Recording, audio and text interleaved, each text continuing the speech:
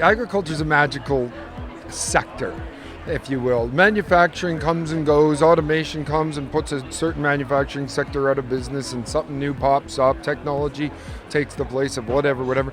But food production is food production, and we all are going to eat, and that's never going to be replaced by a different sector. And so it's never going to become so cost prohibitive that it becomes unprofitable. We're always going to find a way to make profit in agriculture.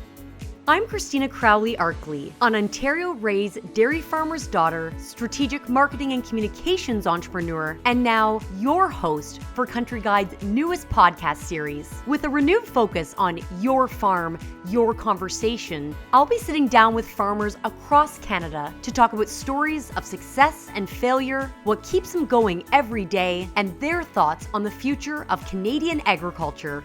For our first episode, I'm thrilled to be kicking off Country Guide's Better Advice podcast series with Mark Lumley from Fairwind Farms. Mark is a sixth-generation cash cropper from southwestern Ontario with a very interesting story. I met Mark at Canada's Outdoor Farm Show, where we chatted about the evolution of his family farm through the generations, farming with his daughter and son-in-law now, and his advice for keeping on when it isn't always easy. Wonderful to meet you. Really glad to get the chance to sit down with you, and thanks so much for your time. All right. I feel like this conversation is going to be very fruitful for the advice that I'm sure you're going to be able to share with past versions of yourself, future versions of yourself, with all the listeners of the Country Guide podcast.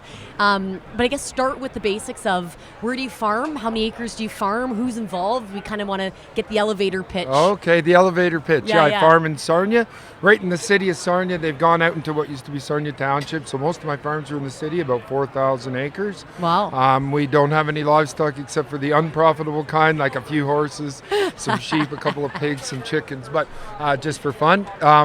We do corn, soybeans, wheat, and sugar beets. And because amazing. we're in Sarnia, we ship our sugar beets over to Michigan.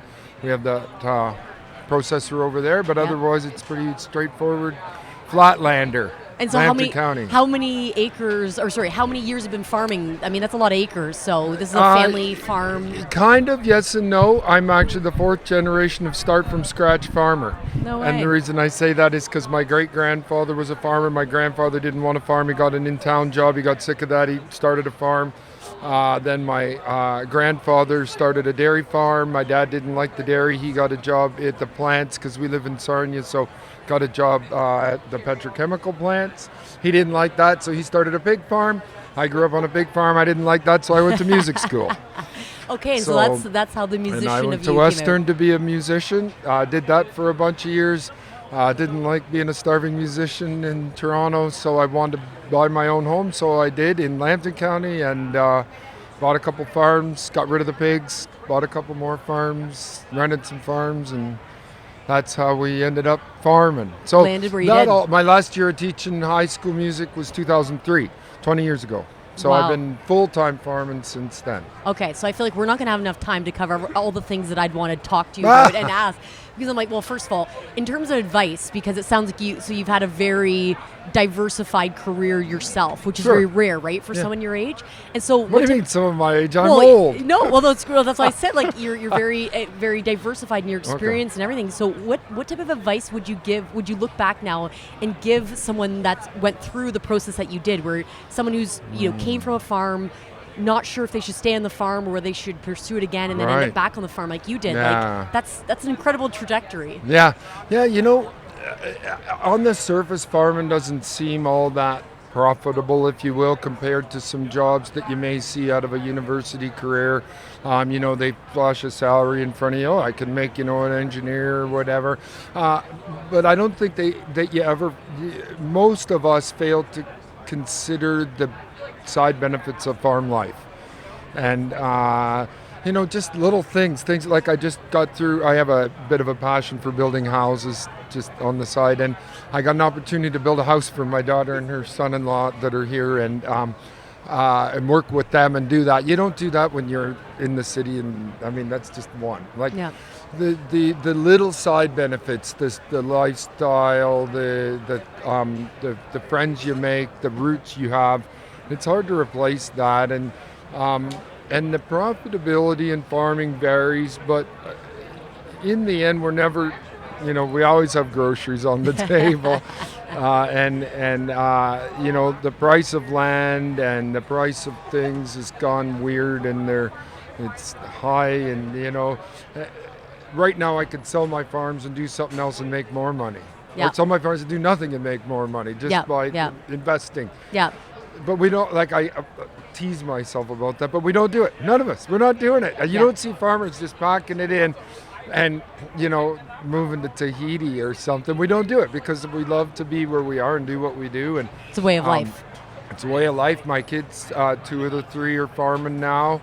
One of them's in school to be a doctor. He'll probably end up on the farm. Okay. And so what do you think you did right in terms of getting them to come back to the farm or consider rural lifestyle? I mean, there's a lot of people that can't say that to have that same success. Actually, my son-in-law used to be a heavy equipment mechanic, and he wanted a rewarding career in agriculture. And so he's now working home full-time? Took a little bit of a pay cut, but he loves his life, and he's not laying under a big truck all the time. And right?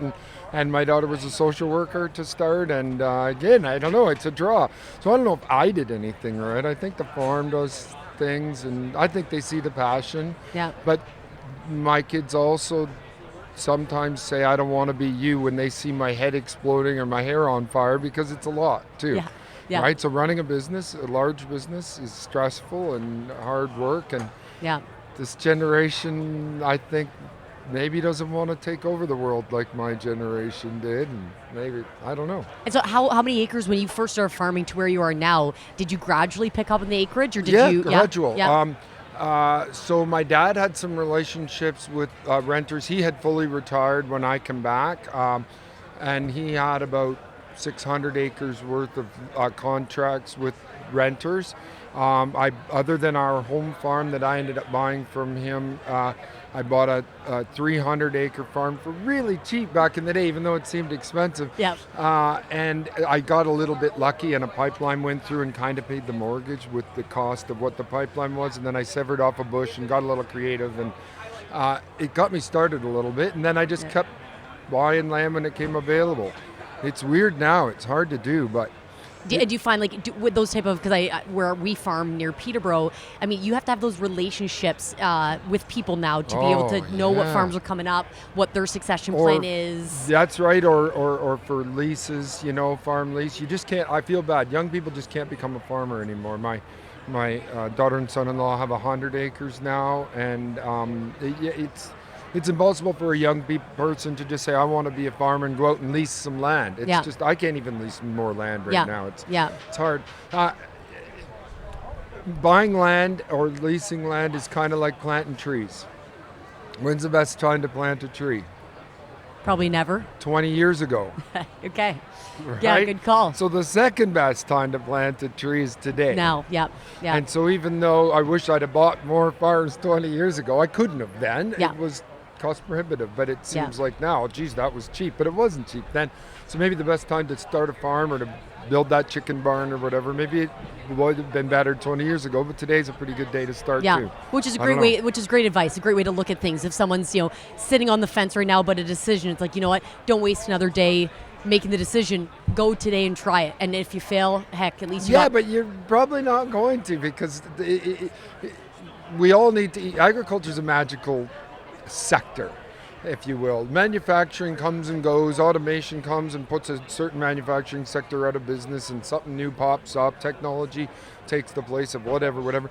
But food production is food production, and we all are going to eat, and that's never going to be replaced by a different sector. And so it's never going to become so cost prohibitive that it becomes unprofitable. We're always going to find a way to make profit in agriculture. As I say, coming from a cash cropper, I appreciate this conversation to say that. but I think, again, we need those cash crops. We need that stuff. And you shouldn't have to have a livestock farm to subsidize a cash crop farm. And the economics of people eating will always, there will be an equilibrium there somewhere. And there'll always be something. And the other thing with farmers that are special is, if you're in another sector and it's not working out well, you can just dump it, do bankruptcy, do a different business. Farmers never do that, right? Yeah. We love the land. We love our homes. We love our we love the land. And we're not going to just bail. We're going to do everything we can to keep it going and be innovative and be be smart, be creative, maybe,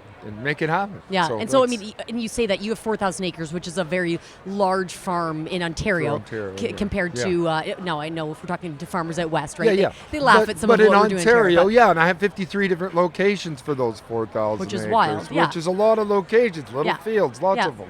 Yeah, that's just the way it is. Yeah. How do you go about making the decision on what crops you're going to grow year to year? I mean, I'd love to go through your decision-making process. Yeah, you know what? You're always tempted by the which one's more profitable. The corn bean thing was funny this year. Corn was a whole bunch more profitable than soybeans this spring. Beans have taken over a little bit of that ground. Wheat's never profitable. I don't know why I grow it. Well, I can tell you why, but it's not a good reason.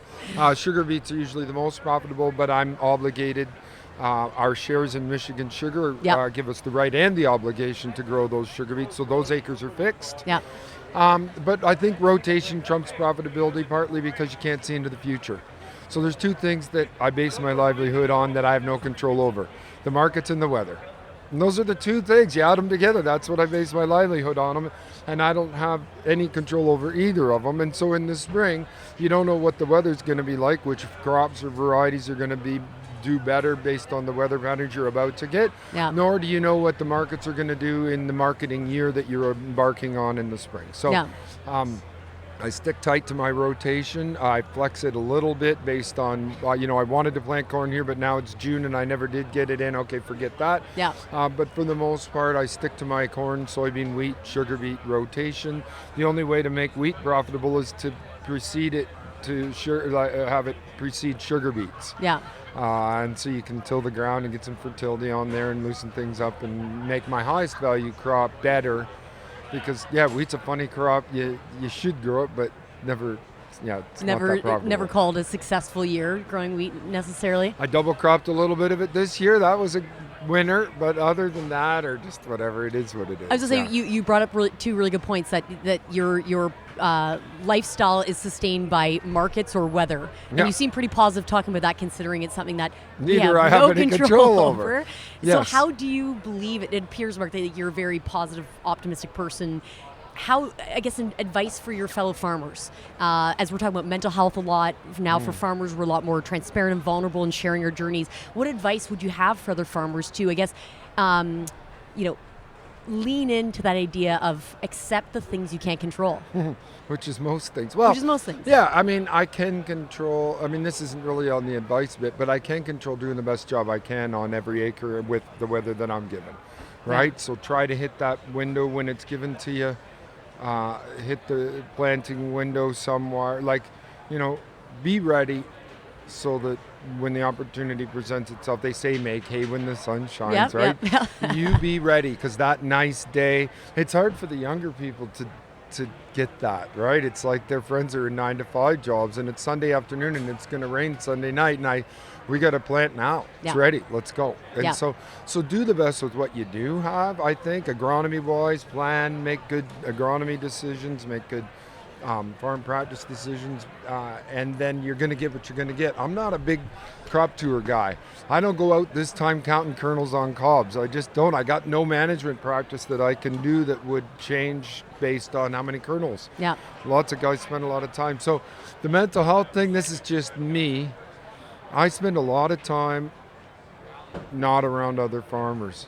I spend a bunch of time at the bar with a saxophone in my hand because I play still. Oh, amazing. So I play music. You have another outlet that you can, So I live at the beach because we're in Sarnia, so I live on Lake Huron. I go to the beach. I go to the bar, not like to play. Sometimes. But I have a really good group of friends, and I exercise a lot as well. And so I think just doing a ton of positive peer pressure exercise groups and non-farm. I think if you stay home on the farm too long, it starts to get at you.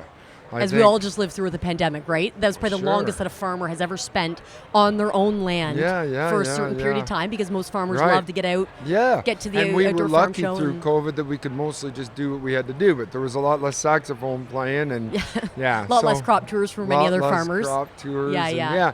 So I think just getting out and doing other things is really important. Who would you say too, Mark, that you rely on for? So it sounds like from a personal standpoint, it sounds like you have a well-rounded group of friends, network that you can rely on for your mental health. From a professional standpoint, for the cropping side of things, who do you rely on for help to know what's going on? Funny, what should I I'll be put doing? an advertisement in. My agronomist is just a farmer too, but he mostly is an agronomist. And he calls himself your fourth man in farming. Okay. It's Chad Anderson, and he calls himself your fourth man because he thinks that, I think that's self-deprecating. He's almost the first man, but he says you rely as a farmer on 4 professionals. You need your accountant, you need your lawyer for real estate deals and whatever else. What is it? He says your accountant, your farmer, your banker, and your agronomist. Very smart advice. And to me, the agronomist is almost the first man in a lot of ways. But I can't possibly go to all the meetings, know all the newest things, know all the fertility stuff, memorize all that stuff. Just like I have an MBA as well, and so I know a lot about accounting and everything, but I don't want to be the accountant.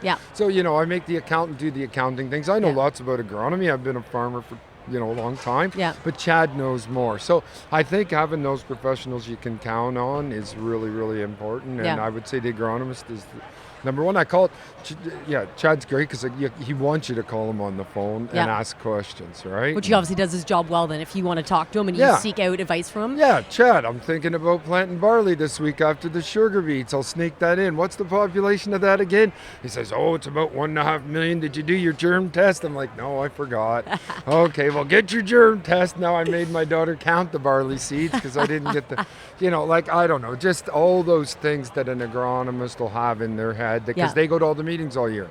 And they're talking all the time to other agronomists and to other professionals. I have to ask, how much do you pay attention to trade in terms of like what's going on in the world and how it impacts? That's actually another one of my professionals I forgot about, my marketing manager, if you will. You do have one, and again, that's super critical because I used to, especially when I was still teaching high school and farm, and I used to check the markets myself all the time. Like I'd be on there all the time doing some day trading, watching. I could tell you what the stocks to use ratio was and all that. Was your head spinning at that point? Teaching kids? I was running out of there so fast to go to the farm. And the other teachers are complaining, it's been a tough day. Can't wait to get home and crack open a beer. I'm like, are you kidding me? You're like, you don't know what I've just lived through. Some work to do. But some farmers like that. It's their hobby. But you just, again, the marketing professionals are spending all day in front of the screen. And especially if they're a private marketing professional that isn't necessarily also got a second master of trying to sell you for their company. Those guys are as important as the agronomist. I told you there's 2 things I have no control over, the markets and the weather. Well, the weather, my agronomist helps manage that the best I can. My marketing professional helps me market, work with what you got on the marketing side. It allows you to just get back to the field and do what you do best, which is growing. Make the phone call. I think the prices are up. Should I sell? No, this is the backstory. These are the fundamentals, and this is the technicals. And so obviously a big piece of cash cropping is obviously the equipment side of things, right? Like you can't do what you do and be as profitable. Knock on wood. You're a very good interviewer. You moved through all the good things. I never would have thought of all these things. So the machinery. I always love to know. How do you go about making the decisions you do? I dare to ask what color you drive, like. Sure. You know what? I'm not a gearhead. I'm not one of those motor guys. Like, I don't shine my truck. Like, I don't care. I really don't, which I think actually really helps. My son-in-law cares a little more than me. Like, he's a gearhead, him and his buddies. But he's like, look at that truck. Like, I don't care so much, which is a good thing. So I want good equipment, the right equipment, and I want it teched out properly for the jobs we're doing, but I don't get all excited about that stuff. And so my stuff is green, and probably for the most part because it's green. That's why it's green. Like, it's just like, you stick with what you know, right? But it's not new. It's not old either, but it's not new. You can get really caught up in spending way too much money on equipment if you're one of those shiny things Yeah. guys. Yeah. So that's one thing I learned in business school, actually, is asset turnover ratios and stuff like that. You got to really do some spreadsheets and do some math. Right now, farm equipment's not depreciating, which is cool. Yeah. If you have a good mechanical team on your farm, you can keep the 5 to 10-year-old stuff working really well for you. In fact, sometimes maybe even better. Yeah. Because the replacement cost right now would not crazy. be. And actually, I used to go through my equipment spreadsheet every year for the accounting and for myself and revalue everything. So you got your net book value, but you also have the fair market value, and you're going through your depreciations and stuff. I used to always make the number lower on everything. Okay, well, I'll drop 10 grand off this machine, 10 grand off that. Now I'm almost starting to add value, because the new stuff is so expensive. Yeah. It's dragging the old. My combine, I have an old 9770 that I don't need maybe anymore because I have another newer one. But I didn't want to give it away. And so I didn't, and then we fixed it up real pristine. Yeah. And it's actually worth, $150,000 more now than it was when I was going to trade it. Yeah, yeah. And so holding on to those type of assets at the right time. So is if I another, were to cut to the chase, I think try not to be enamored by the shiny paint and the new features.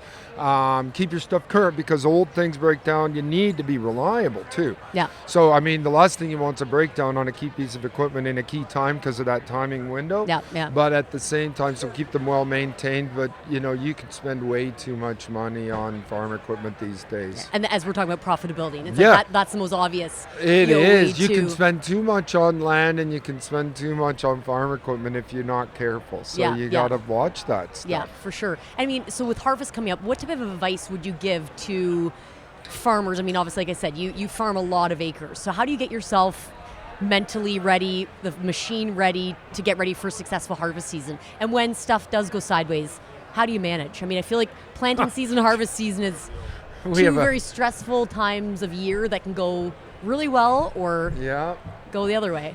One of the lighter ways of dealing with things that go bad, because they do all the times, is my daughter made a Instagram account called Fairwind F-Ups. Okay, and this is your farm family? Yeah. Instagram account. Yeah, it's called Fairwind F-Ups. It's just for mistakes. Okay. And so it's a private group, so because we don't want my neighbors to see it. Okay. But just little mistakes that happen, or big ones, or you get stuck, or something breaks, or you learn from it. They're saying you learn from it. I mean, and that's you learn from it, but also try to making light of it's not maybe the right way to put it, but it happens, and so losing your mind over that stuff isn't going to help any. Yeah. So try to make the best of it, move on. I have another little saying that I use that make them laugh. I always say safety third. Safety third. Okay, what are the first two things you got to be safety about? Do it right, do it neat, and do it safe. And chances are, if you're doing something right and you're doing it neat, you're likely doing it safe. Yeah. So we joke because safety third, we say that when someone's standing where they shouldn't be or doing something dangerous. Oh, safety third. Yeah. But if you think about every job as being neat and right, like how can I do this quickly, or how can I, use a bunch of bale wire and zip ties for this job?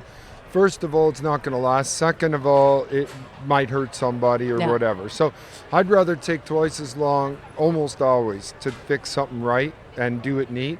Put your tools away, put your hoses. I get so mad. Hydraulic hoses, just plug them in. Who cares? But now you're going to blow a hydraulic line because they didn't be neat. Yeah.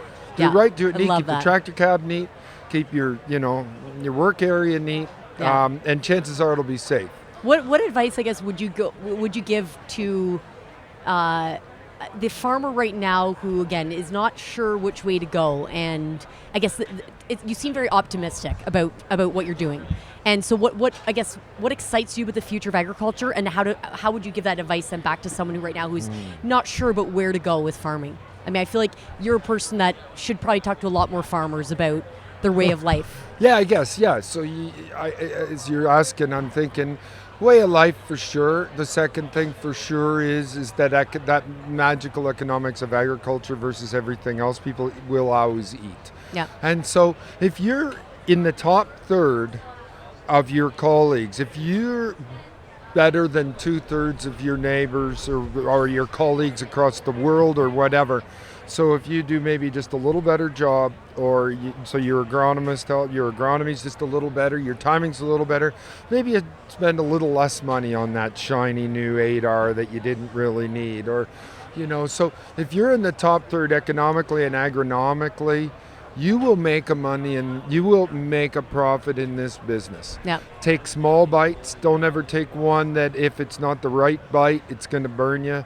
Just keep taking small bites and never make choices that are the big win that could also be the big lose, right? Yeah. Just keep nibbling away. Yeah. Because it's agriculture, we have great safety nets. Crop insurance is a real good deal, and so it does protect you against that weather unknown. Yeah. And our government's pretty good at having disaster relief programs as well. And so if it's a broad disaster and you're in the top third, you'll be all right. And again, we have a huge equity in our farm. Make sure you count what that is. Use it wisely. You'll be all right. I don't know. It's going to be here. It's an industry that will always be here. And it's my 20 years ago is the best time to plant a tree thing. You can't go back and do that, but you can still plant a tree today. Yeah. And so plant another tree today, farm-wise. Plant a chicken barn. I don't know. Yeah, right? I would say, plant a chicken barn. Easier said than done, but I would say I can appreciate them why your kids and your son-in-law have decided to come back home and farm with you when you bring this type of positivity and optimism to the sector, and you bring up some very valuable points. Just to wrap up, what would you say was your best piece of life advice that anyone give you? Life or business? I mean, I'm putting you on the spot because it's a big question, but... The best piece of life advice. Anything that anyone said, parents or teacher or mentor growing up, anything that you feel changed the trajectory of how you went about doing life because of that advice? Or made you laugh? This old Italian always tells me these weird jokes. He moved here from Italy in the 50s, and he's still a 1950s Italian. He's nothing like the actual Italian. Yeah. He says, the 3 F's in life. Marco, what are the 3 F's? So keep it in mind. Faith, family, and friends. How that? So it's a great way. God bless him. Great way of living. I think that keeps life in balance.